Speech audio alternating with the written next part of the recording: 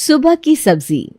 रोशनी ने रामनगर में एक बड़ी कोठी बनवाई थी, जिसमें वो अपने पति, दो बेटों और बहुओं के साथ रहती थी। बाकी तो सब कुछ ठीक ठाक था, लेकिन एक समस्या थी जिसके कारण जिस दिन से वो लोग इस मोहल्ले में रहने आए थे, उनकी नाक में दम हो गया था। यहाँ से सब्जी मंडी बहुत दूर थी, जिसके कारण उन्हें सब्जी लाने के लिए भारी मशक्कत करनी पड़ती थी। अनिका बेटा, आज कौन सी सब्जी बनाई है? आज तो मैंने दाल बनाई है माँ जी।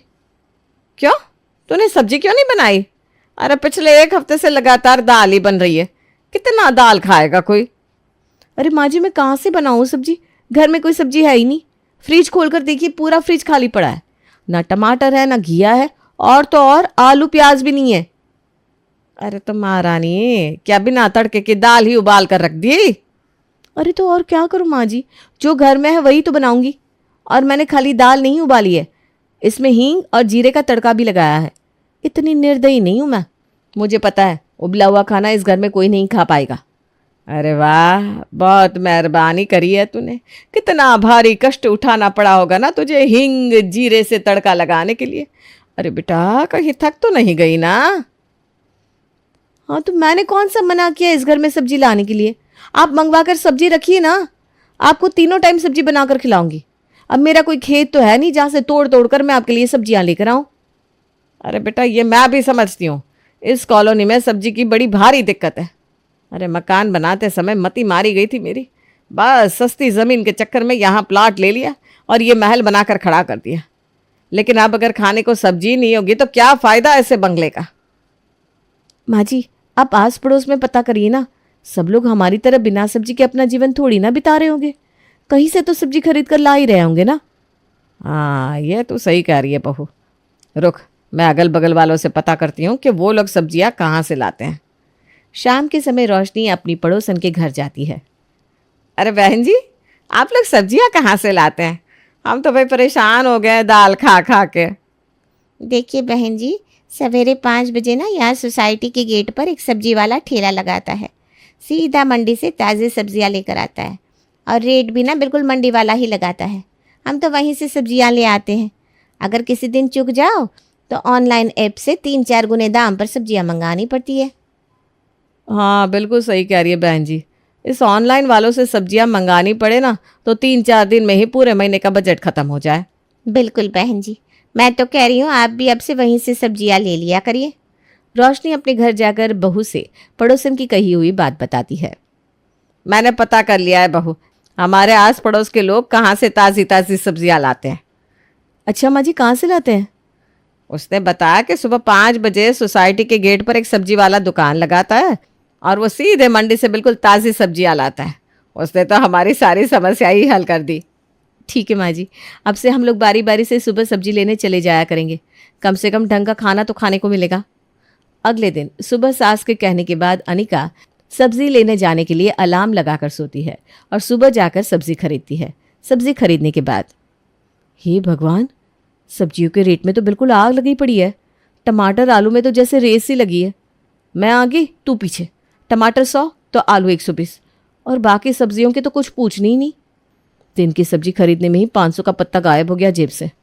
अगर ऐसे ही रोज़ रोज़ मैं सब्जी लेने जाती रहूँगी तो महीने का 12-15 हज़ार तो सब्जी में ही खर्च हो जाएगा। ना पापा ना, मैं तो नहीं जाने वाली कल से। एक तो सुबह सुबह अपनी नींद खराब करो, ऊपर से जेब कटवाओ सो अलग। घर में जैसे लोग दाल खाकर गुजारा कर रहे हैं मैं भी कर लूँगी। इतना बड़ा परिवार है, मैं अकेले सब्जी लाने की जिम्मेदारी क्यों संभालूँ? अगले दिन सुबह जब अनिका का अलार्म बजता है तो वो सब्जी लेने नहीं जाती और अलार्म को बंद करके सो जाती है। दोपहर में खाने के समय, अरे बहू, तूने ये दाल क्यों बना दी? मैंने तुझसे कहा था ना आज घी के कोफ्ते बना लेना। माँ जी, मैं तो कोफ्ते ही बनाने वाली थी, लेकिन फ्रिज खोलकर देखा तो उसमें सब्जी ही नहीं थी। अब सब्जी लेने नहीं गई थी क्या? अच्छा, तुम दोनों बहुओं के होते हुए मैं बूढ़ी औरत सुबह 5 बजे उठकर 1.5 किलोमीटर चलकर सब्जी लेने जाऊंगी? और मुझसे इतना वजन उठेगा क्या? अरे तुम जवान हो, तुम्हें लाना चाहिए ना। उल्टा मुझसे कह रही हो बेशर्म कहीं की। हाँ मम्मी जी, आप बिल्कुल सही कह रही हैं। इस उम्र में आपसे कहाँ इतना बोझ उठ पाएगा। तो ऐसा करना, तुम ही जाकर कल से सब्जी ले आना। रेखा, माँ जी बूढ़ी है तो क्या हुआ, तुम तो जवान हो ना, तुमसे तो सब्जी उठ जाएगी। तुम क्यों सुबह उठकर सब्जी लेने नहीं चली जाती? मैं कोई इस घर में अकेली तो जवान हूं नहीं, सब्जी लाने की जितनी जिम्मेदारी मेरी है उतनी तुम्हारी भी है। जिठानी की बात सुनकर रेखा एक पल को चुप हो जाती है, फिर उसके बाद, हाँ तो भाभी ले आऊँगी सब्जी, उसमें इतनी कौन सी बड़ी बात है जो आप मुझे इतनी बातें सुना रही हो। अब आप देखना, कल से मैं सुबह उठकर सब्जी लेकर आऊँगी और सबको सबकी पसंद की सब्जी बनाकर खिलाऊंगी भी। अगले दिन सुबह रेखा सब्जी लाने के लिए अलार्म तो ज़रूर लगाती है, लेकिन अलार्म बेचारा बजते बजते दम तोड़ देता है। लेकिन रेखा को कोई फ़र्क नहीं पड़ता वो सोई रह जाती है। अरे रेखा बहू, दिखा तो क्या क्या सब्जी लेकर आई है तू। कल तो मेरा कोफ्ता खाने का इतना मन था, लेकिन बड़ी बहू के चक्कर में खा ही नहीं पाई। आज तो लेकर आई है ना घिया तू। माँ जी मैं तो सब्ज़ी लाने ही वाली थी, बल्कि मैंने तो सुबह का अलार्म भी लगा लिया था, लेकिन पता नहीं कैसे मुझे अलार्म की आवाज़ सुनाई नहीं दी। मुझे लगता है मेरे मोबाइल में ना कुछ खराबी आ गई है, अलार्म बज ही नहीं रहा उसमें। खराबी तेरे अलार्म में नहीं है, तेरे दिमाग में है।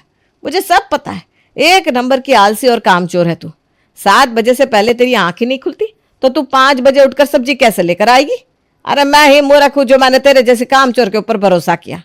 ठीक है, कल से मैं तुझे सुबह 5 बजे जगाऊंगी, फिर देखती हूँ कैसे नहीं उठती है तू। अगले दिन सुबह 5 बजे फिर से रेखा का अलार्म बजता है, लेकिन वो अलार्म बंद करके सो जाती है। तभी उसकी सास रोशनी उसका दरवाज़ा खटखटाने लगती है। रेखा बहू उठ जा, चल जाकर सब्जी लेकर आ। लगता है आज तो सब्जी लेने जाना ही पड़ेगा। मम्मी जी इतनी आसानी से मेरा पीछा नहीं छोड़ने वाली। जी जी मम्मी जी, मैं बस सब्जी लेने ही जा रही थी। बेमन से बेचारी रेखा उठती है और सब्जी का थैला उठाकर सोसाइटी के गेट की तरफ जाने लगती है। सब्जी लेकर लौटते समय, अब मुझे समझ में आया कि भाभी सब्जी लेने क्यों नहीं जाना चाहती। एक तो इतना वज़न लेकर घर तक आओ, उसके ऊपर से एक दिन की सब्जी में ही पूरे 500 लग जा रहे हैं। बड़बड़ाते हुए रेखा सब्जी लेकर घर वापस आती है। कुछ देर बाद, मम्मी जी वैसे भाभी ना ठीक ही कह रही थी, सब्जी लेने आपको ही जाना चाहिए। आपके घुटनों में दर्द रहता है ना, इसी बहाने आपकी थोड़ी मॉर्निंग वॉक हो जाएगी। और सुबह के समय हम दोनों को किचन में कितना सारा काम रहता है मम्मी जी। हाँ, बड़ी चालाक बन रही है, हैं? तेरी सारी चालाकियाँ समझती हूँ मैं। तुझे कब से मेरी सेहत की इतनी चिंता होने लगी? सच सच बता, ये नाटक किस लिए कर रही है?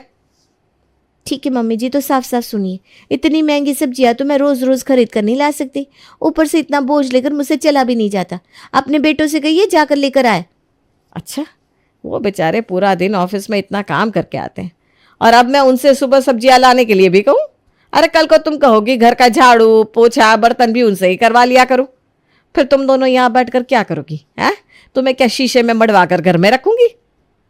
मम्मी जी रेखा सही कह रही है, इतनी महंगाई है, हम लोगों से भी सब्जियों का खर्चा नहीं उठ पाएगा।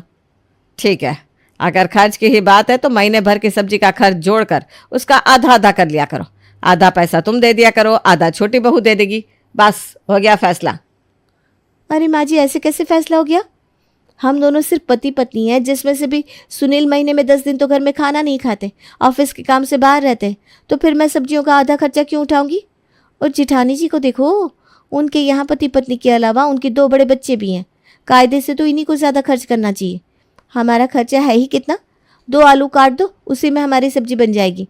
ये जो रोज़ की 1.5 किलो सब्जी लग रही है ना, ये तो इन्हीं का परिवार खा रहा है।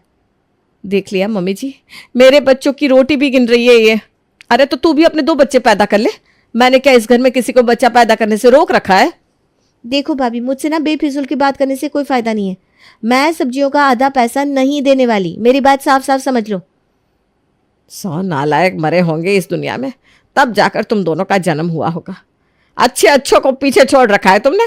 शर्म नहीं आती तुम लोगों को ऐसी छोटी बातें करते हुए? जेठानी के बच्चे क्या तेरे बच्चे नहीं है बहू? इस तरह से एक एक इंसान का खर्च गिनोगे तो घर क्या चल पाएगा? मैं समझ रही हूँ मम्मी जी, आप तो यही चाहती है ना कि सुनील जितना भी कमाए वो मैं जिठानी जी के बच्चों को पालने में खर्च कर दूँ।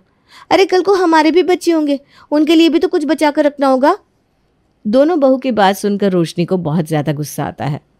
ठीक है, भाड़ में जाओ तुम दोनों की दोनों। खाओ सुबह शाम दाल, मुझे क्या फर्क पड़ता है? और अपना अपना पैसा अपनी जेब में संभाल कर बैठी रहो। अगले दिन से घर में दिन के तीनों टाइम दाल या खिचड़ी ही बनने लगती है, जिसे खाकर सब बिल्कुल परेशान हो जाते हैं। क्या बात है अनिका, इस घर में दाल के अलावा कभी कुछ और बन ही नहीं सकता? 2-3 दिन पहले तक तो सब्जियां बन रही थी, फिर अचानक से क्या हो गया? देखो अब मैं तुमसे साफ साफ बता रहा हूँ, शाम के समय ढंग की सब्जी बना लेना, नहीं तो मैं अपने बच्चों के साथ बाहर खाना खाने चला जाऊंगा और तुम ही बैठकर दाल खाना। अनूप के गुस्से को देखते हुए अनिका शाम के लिए ऑनलाइन ऐप से महंगे रेट पर सब्जी मंगा लेती है। पप्पू सब्जी वाला तो 100 रुपये किलो ही टमाटर दे रहा था और ये ऐप वाला 200 रुपये किलो बेच रहा है। खैर घर पर डिलीवरी भी तो मिलेगी, वरना सुबह 5 बजे उठकर कौन दिमाग खपाओ, यहीं से मंगा लेती हूँ। ऐसा सोचकर अनिका ऐप से ही सब्जी मंगा लेती है। कुछ दिन तो ऐसे ही कभी दाल और कभी ऑनलाइन सब्जी के भरोसे उनका काम चलता रहता है। कुछ दिन बाद, आज शाम को मेरे ऑफिस के दोस्त मेरे साथ डिनर पर आएंगे, तुम ऐसा करना कुछ अच्छी सी सब्जी बना देना, और हाँ ध्यान रखना गलती से भी दाल मत बना देना। अगर मेरे दोस्तों के सामने मेरी बेइज्जती हुई ना तो मुझसे बुरा कोई नहीं होगा। सब्जी वाला तो सुबह 5 बजे ही चला गया होगा और घर में तो कोई सब्जी भी नहीं है। अब क्या बनाऊँ? ऐसा करती हूँ ऑनलाइन कुछ सब्जियाँ मंगा लेती हूँ, थोड़ी महंगी तो पड़ेगी, कम से कम मेहमानों के सामने इज्जत तो बच जाएगी। ये सोचकर रेखा ऑनलाइन सब्जी ऑर्डर कर देती है। थोड़ी देर बाद दरवाजे की बेल बजती है तो रेखा भागते हुए दरवाजे पर जाती है। मैडम ये रही आपकी डिलीवरी। कितने पैसे हो गए? 1000। सब्जी का दाम सुनते ही रेखा के पैर के नीचे से ज़मीन खिसक जाती है, लेकिन मन में सुनील की हिदायत याद आते ही वो अंदर जाती है और 1000 रुपये लाकर सब्जी वाले को दे देती है। सुनील के दोस्त रात में उसके साथ आते हैं और डिनर के बाद वापस चले जाते हैं। रेखा आज तो तुमने कमाल ही कर दिया, इतनी टेस्टी सब्जी बनाई थी कि मेरे दोस्त तारीफ करते नहीं थक रहे थे। मैं तो हमेशा से ही अच्छा खाना बनाती हूँ और आज तो तुम्हारे दोस्तों के लिए मैंने स्पेशल ऑनलाइन सब्जियाँ मंगवाई थी। और हाँ, वो जो घर खर्च के लिए तुमने रुपए दिए थे ना, वो सारे खर्च हो गए। तुम ऐसा करना, कल ऑफिस से आते समय कुछ पैसे निकाल लाना। अरे तुम्हारा दिमाग तो खराब नहीं हो गया? अभी तो महीने की 15 तारीख हुई है, इतनी जल्दी पैसे कहाँ खर्च हो गए? इतनी महंगी सब्जी हो रही है, तुम्हें पता भी है, और ऑनलाइन तो और भी महंगी है। अब आज तुम्हारे दोस्तों के लिए मुझे ऑनलाइन सब्जी मंगानी पड़ी, पूरे 1000 लग गए। अरे तो ऑनलाइन सब्जी मंगाने की क्या जरूरत थी महारानी? मम्मी ने बताया तो था गेट पर वो सब्जी वाला सुबह 5 बजे ठेला लगाता है, उससे जाकर क्यों नहीं ले आई सब्जी?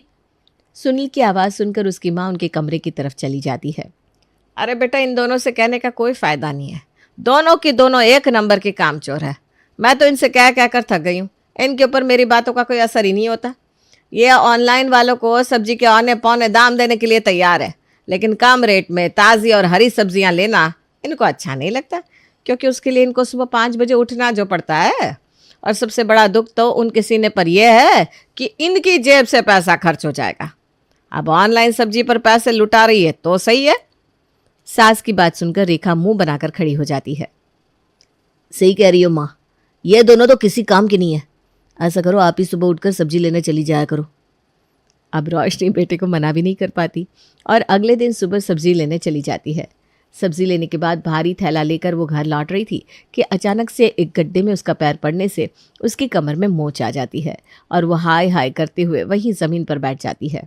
अरे बेटा मेरी तो कमर टूट गई, जान निकल गई आज तो मेरी। अरे बेटा जल्दी से आ जा यहाँ पर। अरे मम्मी क्या हो गया, कहाँ से फ़ोन कर रही हो इतनी सुबह सुबह? अरे बेटा तुम्हारी कामचोर बीवियों के चक्कर में मैं खुद सुबह सब्जी लेने आई थी, लेकिन थैले का वजन इतना ज़्यादा था कि मेरी कमर में मोच आ गई। अब तो जल्दी से आ जा बेटा, बातचीत में अपना टाइम वेस्ट मत कर। बीच सड़क पर बैठी हुई हूँ, दर्द से हिला भी नहीं जा रहा मुझसे। माँ बिल्कुल परेशान मत हो, मैं अभी सुनील को लेकर आता हूँ। अनूप और सुनील तुरंत ही अपनी माँ को लेने चले जाते हैं और लेकर घर आते हैं। अरे बेटा जल्दी से डॉक्टर को बुला ले, मुझसे ये दर्द बिल्कुल बर्दाश्त नहीं हो रहा, लगता है जान ही निकल जाएगी। माँ आप ऐसी बातें क्यों करती हो? सुनील ने घर से निकलने से पहले ही डॉक्टर को फ़ोन कर दिया था, डॉक्टर आते ही होंगे। जी, जब तक डॉक्टर नहीं आ रहे मैं तब तक तेल गरम करके ले आती हूँ और आपकी कमर में मालिश कर देती हूँ। तो मुझसे बात ही मत कर, एक नंबर की कामचोर है तू। तुम लोगों के चक्कर में ही ऐसी हालत हो गई है मेरी, तुझे मैं अपनी कमर में हाथ भी लगाने नहीं दूंगी। अरे तेरा क्या भरोसा, तू मालिश के बहाने मेरी कमर ही तोड़ दे। रोशनी को दर्द में कराहते हुए सुनकर उसकी पड़ोसन उसके घर आती है। अरे रोशनी बहन, क्या हो गया? कैसे कमर में मोच आ गई आपकी? इस उम्र में आपको अपना ध्यान रखना चाहिए ना। आपको पता है इस उम्र में हड्डियों में क्रैक हो जाती है तो वो जुड़ती भी नहीं है। अरे बहन जी क्या बताऊं, सब्जी लेने गई थी, 2 बहुओं के होते हुए मुझ बुढ़िया को सब्जी लेने जाना पड़ा। सुबह 5 बजे तो अंधेरा भी बहुत रहता है ना, तो वो गड्ढा मुझे दिखाई नहीं पड़ा और गड्ढे में पैर पड़ने की वजह से आय हाय कमर में मोच आ गई। बहन जी, तो सुबह 5 बजे अंधेरे में सब्जी लेने जाने की क्या ज़रूरत थी आपको? सब्जी वाला तो शाम को 5 बजे भी सब्जी लगाता है, उस समय ले लिया करिए। सुबह सुबह परेशान होने की क्या ज़रूरत है? पड़ोसन की बात सुनकर सास बहुओं की आंखें खुली की खुली रह जाती है। ये क्या कह रही है बहन जी आप? सब्जी वाला सुबह 5 बजे आता है और शाम को 5 बजे भी आता है? अगर उसी दिन आपने ये बता दिया होता तो आज मेरी ये हालत ना होती। अरे मैं तो बोल ही रही थी, लेकिन आपने मेरी बात सुनी कहाँ? आधी बात बताते ही आप उठकर भाग गई। अपना सर पीटने के अलावा रोशनी के पास अब और कोई चारा नहीं बचा था, इसलिए वो बेचारी अपनी टूटी कमर को लेकर हाय हाय करते हुए अपनी किस्मत को कोस रही थी।